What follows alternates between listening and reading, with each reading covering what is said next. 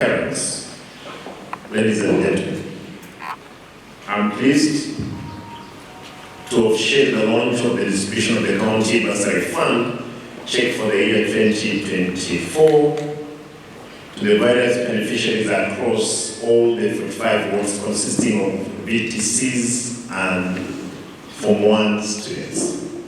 This time round, we are disbursing a total of 97 million in bursaries to 18,627 students in various secondary schools and vocational training centers. This is the main bursary allocations we are dispersing from the last financial year, having issued 167 million to Form 2, 3, and 4 students. We delayed issuance of bursaries to Form 1 since then they are not reported to their schools of choice. Although the disbursement has come after the reopening of schools, it will still serve the intended purpose of helping our most vulnerable families in offsetting for their balances. And I want just to point out, yes, I know some of those who are not very savvy cases or savvy cases, they would have gone into it. And process it has its challenges, but we will fix it as we are moving forward. Our quest to support needs students intend to afford the education which is worth the equalizer, enabling them to scale the socio-economic, political, and leadership in leader.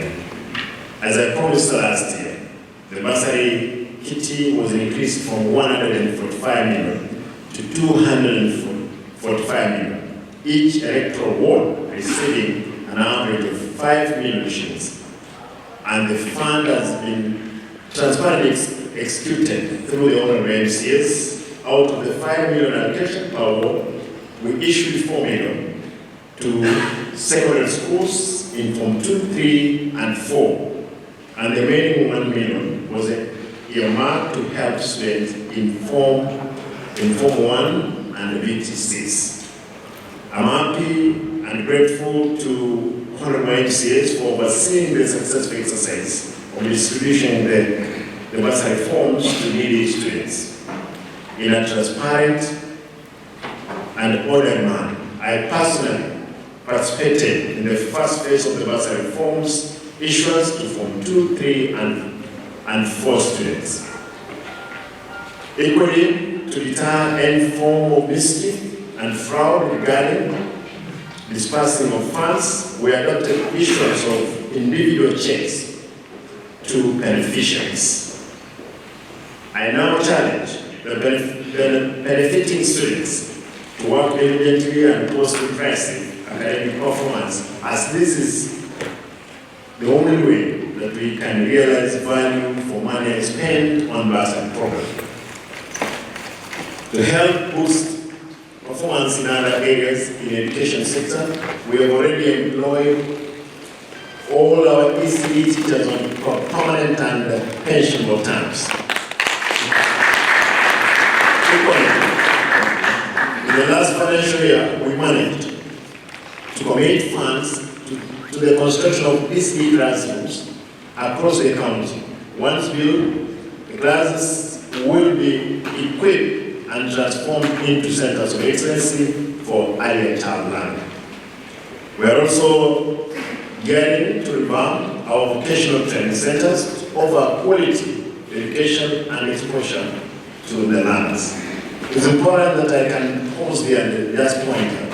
Today I decided to have all the vocational training centers head all the principals, because I know this is an important area of interest for the community.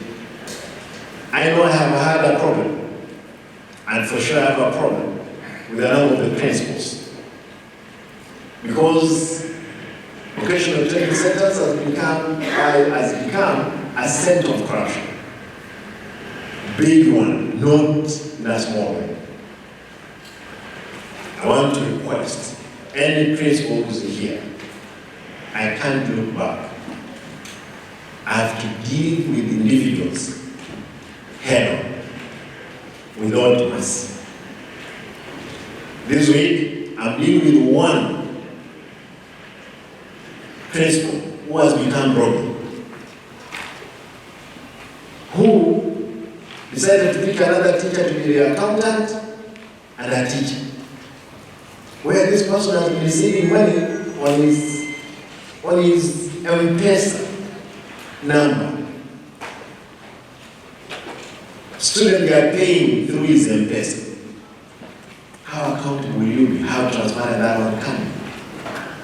I know that's the practice. It's not the only person. Money that we have sent to that institution has been invested.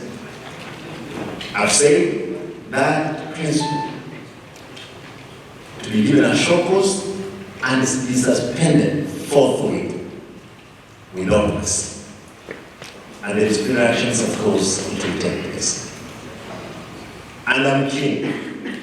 Hapa ndio nilikuwa nimesahau. Nilikuwa nimesahau mambo ya vocational training centers. Walimu mmekuwa mmekusanya pesa, mnaenda nayo kwa soko, mnafanyia vitu zingine, hii lazima itashe. This gentleman,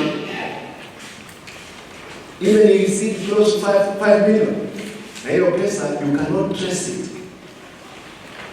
Kwa hivyo, kama shoki itaangukia wewe, mimi nasema itatoka bila huruma.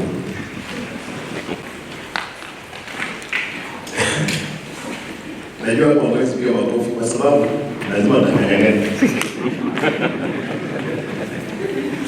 Ukiuliza wazazi wako hapa, they have only come to bring around 3,000, 5,000. Then you give them an opportunity. Umekuwa growing. Wewe kazi yako unataka kukula tena pesa ambayo wazazi wamefanya bidii. Hapana. Hiyo tafadhali, I have a report and I'm happy. I don't know if the director of audit is up. I've gotten a report from every vocational training center. Probably next week I'll look into it. Tukikuita tafadhali uitike. Ama ukipenda mzuri, ukipata mambo ni ngumu, wewe potea. Resign, potea. Kwa sababu nilisikia watu wana resign, potea.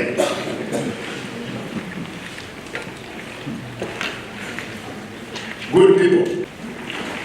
We are also our plan to have training colleges mentioned or mentored by foreign centers of excellency in technical training is well on course. Already, Yaore Polytechnic is set to collaborate with the One University or One City Polytechnic in skill and knowledge exchange.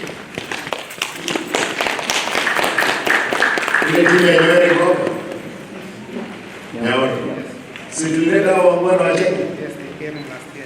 they came last year. Tutahakisha kwamba Nyaore again remains number one country. But ili ukora hivyo lazima leo nisimamisha hapo. Hiyo ni sababu institution bwana, hata niona mashine ikiwa ndani ya darasa. Kwa hivyo other words, the CC chief officer will decide when guns zinaenda kesho. Our officers, they will help in issuance. Actually, we will make sure that our officers, they are helping in the exercise. So that in another 2-3 days, every ward has been covered.